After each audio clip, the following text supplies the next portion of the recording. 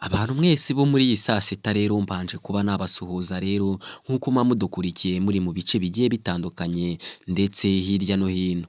Rero umuntu wese utarakanda ku ibuto ya subscribe se cyangwa yaba ari bwo ugihingukiyeho, ibuka kuba wakanda ku ibuto ya subscribe kugira ngo ujye ubasha kubona amakuru nk'aya ngaya.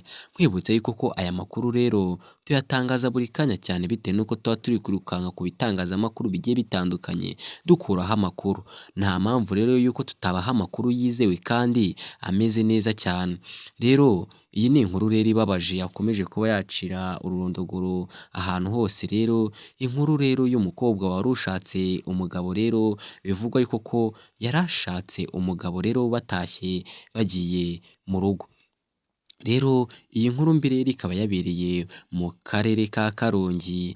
Rero iyi nkuru rero abantu benshi cyane yabateye ubwoba bitewe n'uko ibyabaye byababaje abantu benshi cyane.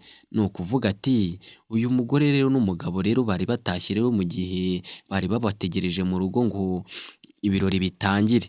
Rero byabaye ngombwa yuko ko bagera mu nzira rero bakora impanuka, bivugwa yuko ko agitorosi ariyo yabakandagiye, umugore n'umugabo n'abari baherekeje bose bari bagiye mu bukwe, bose bagahita bitaba Imana. Biri kuvugwa yuko ko iyi nkuru se cyangwa iyi mpanuka yaguyemo abantu barenze batanu bari bari muri iyi modokari, bisa nkaho bari bayirimo mo imbere. Akenshi na kenshi hagenda hagaragara impanuka nk'izi ngizi, ariko akenshi na kenshi ugasanga abashoferi batwara izi modokari aribo bari mu mafuti cyane. Rero ibi ni ibintu rero Perezida Paul Kagame nawe byagezeho akabasha kuba yakifata ku munwa bitewe n'uko iyi nkuru ibabaje cyane.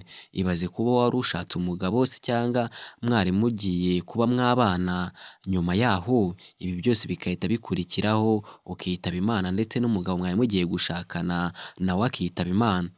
Rero ari naho Perezida Paul Kagame avuga ati abantu mwese mutwara ibinyabiziga mugomba kuzajya mugenda mwigengesereye, kuko hari igihe buriya mukurikira ibyishimo cyane ugasanga bibataye mu bibazo.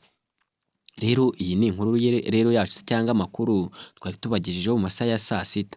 Kanda subscribe rero wibuke no kuba wakora ku nzogera kugira ngo tujye tubana muri aya makuru. Rero aya makuru rero aho abangaba nyine bari bategereje abageni bari bicaye mu rugo, bumvishije iyi nkuru mbi yuko ko nyine abari baje bose bitabye Imana bakoze impanuka, abari bari mu rugo bose ngo bahise bagwa igihumure bakaba bari kwa muganga.